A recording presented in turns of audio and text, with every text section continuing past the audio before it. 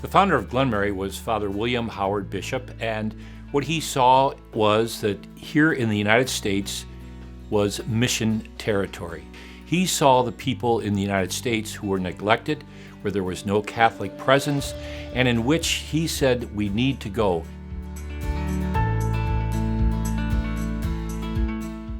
Imagine that you're Father Bishop and you received this charism from the Holy Spirit, and that is to create a society of priests and brothers to attend to the needs of rural America.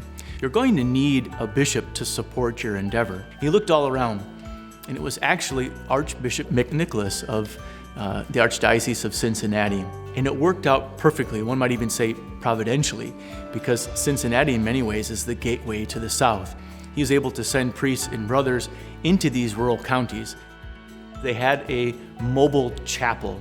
This is the Chapel of the North American Martyrs. It was really a trailer that you could attach to a vehicle, and they could drive this into these little small towns, and they could open up this trailer, and essentially you would have an altar and a crucifix, and the priest could celebrate Mass in the middle of the center of the town because of this sort of traveling chapel, if you will.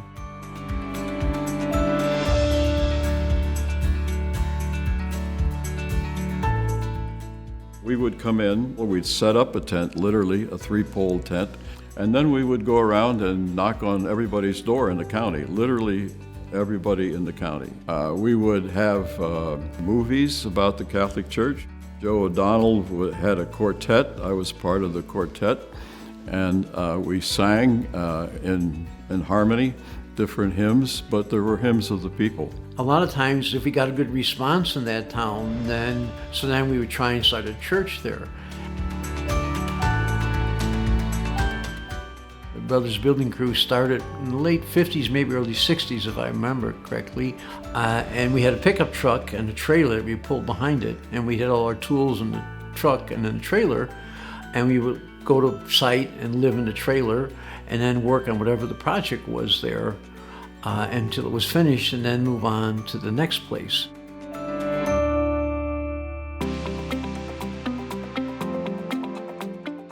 From the very beginning, Glenmary had a very strong, and there's multiple quotes from Father William Howard Bishop about serving the poor. So Glenmary had to figure out a way to bring people to explore mission. And so they created what was called the Glenmary Farm. It was located in Lewis County, Kentucky.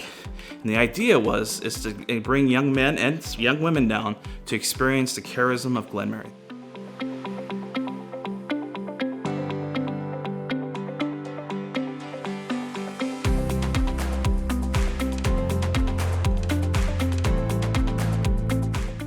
From the very beginning, it was important to get the word out, to remind people that this is part of our faith, to share the faith.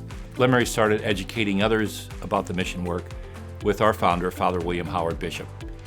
He had a map of the United States. He blacked out all the counties where there was no Catholic priest, which we've continued to do so each 10 years with the census. Our magazine was something he wanted to get disseminated to the public. The more people that could come to know about Glenmary, the greater the likelihood that he could maybe attract individuals to come and serve in the mission fields, men and women, but also it was a way of garnering support for the ongoing efforts.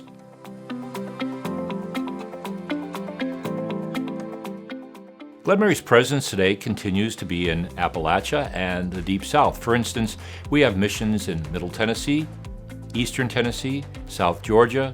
We have missions in northeastern North Carolina.